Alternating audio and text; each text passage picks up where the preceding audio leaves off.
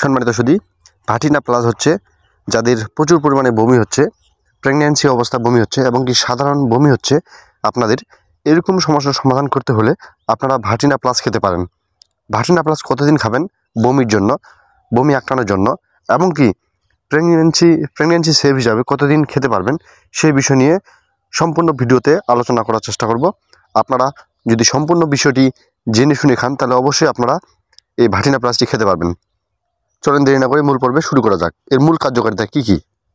ভাটিনা plus দুই ধরনের উপাদান তৈরি। এটি হচ্ছে ম্যাকোলাজিন হাইড্রোক্লোরাইড এবং কি পাইরোডক্সি হাইড্রোক্লোরাইড, যা প্রেগন্যান্সি রোগীদের ক্ষেত্রে সেভ হিসাবে কাজ করে থাকে। এবং কি কীভাবে খাবেন সাধারণ রোগীরা, প্রেগন্যান্সি রোগীরা, সেই ডোজ নিয়মে আজকে বলার চেষ্টা করব। যেমন যারা প্রেগন্যান্সি রোগী রয়েছেন তারা দিনে 3টা খাওয়ার আগে অবশ্যই খেতে হবে। এবং কি যারা সাধারণভাবে বমি করতেছেন, যাত্রাপথে বমি, ভ্রমণজাতীয় বমির ক্ষেত্রে, সাধারণ বমির ক্ষেত্রে এটা দিনে 2টা খাওয়ার আগে অবশ্যই খেতে হবে, তাহলে ভালো একটা রেজাল্ট পাবেন। অবশ্যই এই ট্যাবলেটটি খেতে হলে খাওয়ার আগে অবশ্যই খাবেন।